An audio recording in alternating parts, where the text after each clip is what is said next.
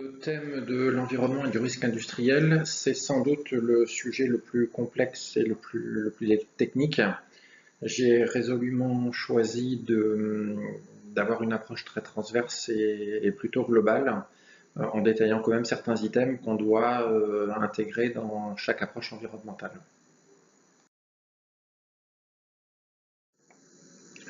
Commençons tout d'abord par un thème qui concerne vraiment toutes les entreprises. Donc il s'agit ici des déchets.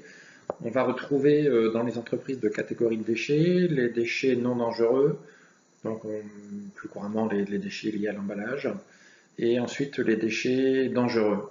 Alors parfois certaines entreprises disent non mais moi j'ai pas de déchets dangereux, pourtant un câble informatique, une imprimante, une ampoule, des piles, tout ça constitue des déchets dangereux et nécessite un suivi particulier. Parmi les textes, le plus important, c'est le Code de l'environnement. La tendance actuelle est vraiment à la complexification de celui-ci. Les contraintes augmentent et il n'y a aucune raison que dans les années à venir, les choses évoluent dans l'autre sens.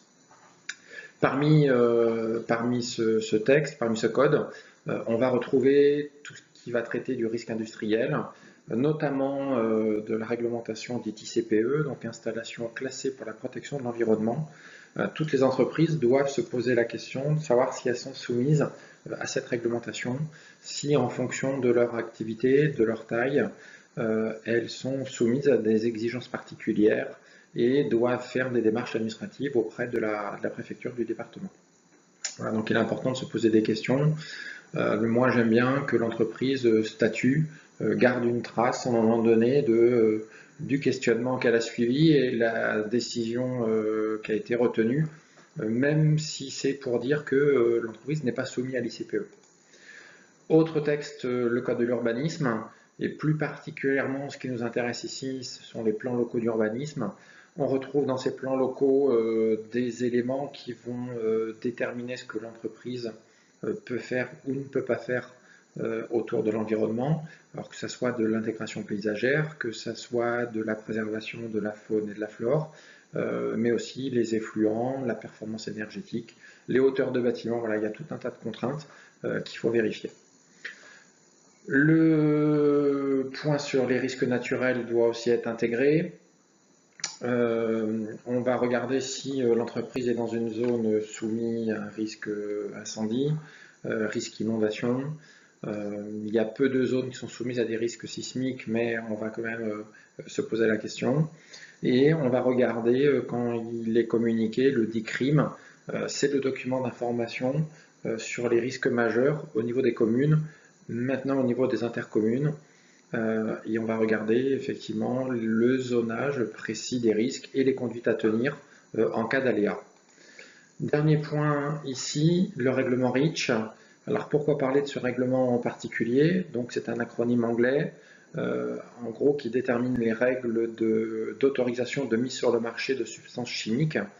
La réglementation a évolué en juin 2018 et donc les entreprises doivent se poser la question de la présence ou non de substances interdites ou réglementées dans les produits qu'elle va commercialiser ou qu'elle achète. Donc souvent les entreprises nous disent que l'environnement et le risque industriel ne concernent que les grandes entreprises. Donc j'ai fait cette diapo simplement pour rappeler que quelle que soit la taille de l'entreprise, un certain nombre de points s'imposent à chacune. Tout d'abord les déchets, j'en parlais tout à l'heure. Il y a une nouvelle réglementation depuis 2 ans maintenant, dite loi des 5 flux, qui oblige les entreprises à faire le tri à la source de 5 flux de déchets, papier, carton, verre, plastique, bois et métal. Et donc l'entreprise doit mettre en place une organisation pour assurer le tri de ces déchets ou à défaut demander à son prestataire quand il y en a un des attestations comme quoi eux réalisent bien le tri quand il est fait chez le prestataire. Deuxième point, c'est le risque industriel. Donc même si l'entreprise en tant que telle n'est pas soumise à des exigences particulières, il est important de se poser la question de la situation géographique de l'entreprise. Elle peut parfois se situer dans un plan de prévention des risques industriels, un PPRI, d'une entreprise voisine. Et à ce moment-là, l'entreprise doit mettre en place des procédures internes pour informer et faire des exercices pour ses propres salariés.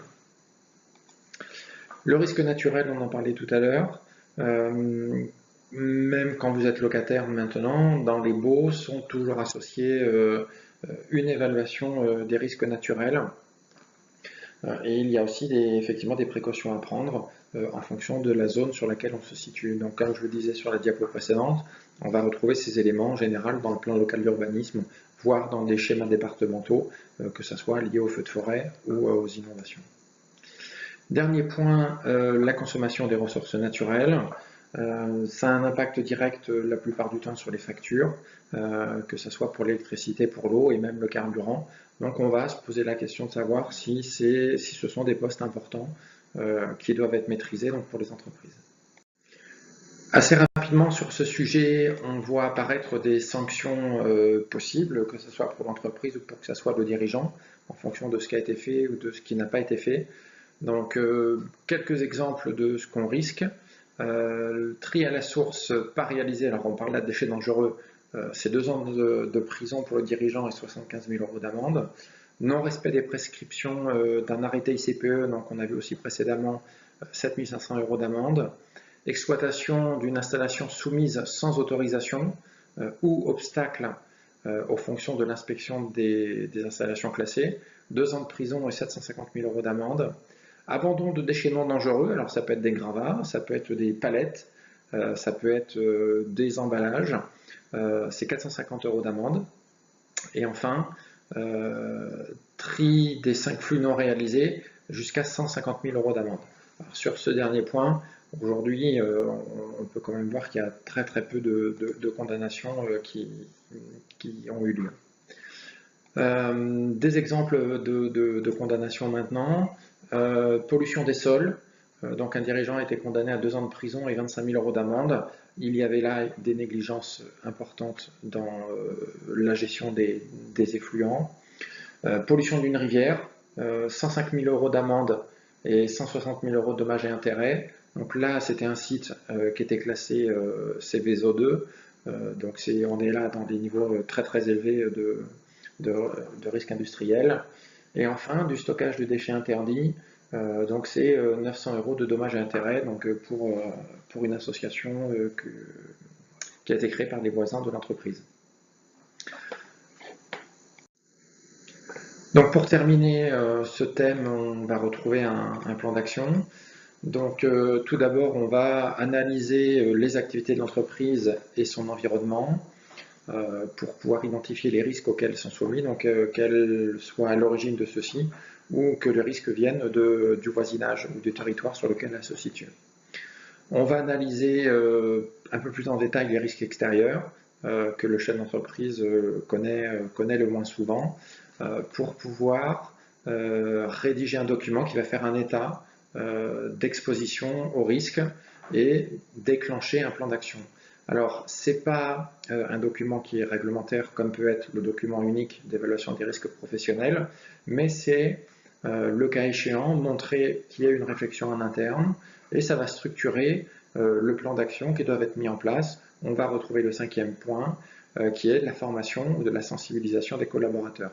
Que ce soit sur du risque avéré, c'est-à-dire des bons comportements face à des dangers possibles, ou bien que ce soit pour améliorer la performance environnementale de l'entreprise. Alors c'est un grand mot, simplement c'est mieux trier les déchets, produire moins de déchets, consommer moins d'eau, consommer moins d'énergie, et on va retrouver aussi le volet éco-conduite pour diminuer la consommation des carburants dans les véhicules de l'entreprise, mais en même temps donc réduire le risque d'accident de trajet, parce qu'on a vu aussi précédemment qu'il y avait un lien direct entre une éco-conduite et l'accidentologie sur la route.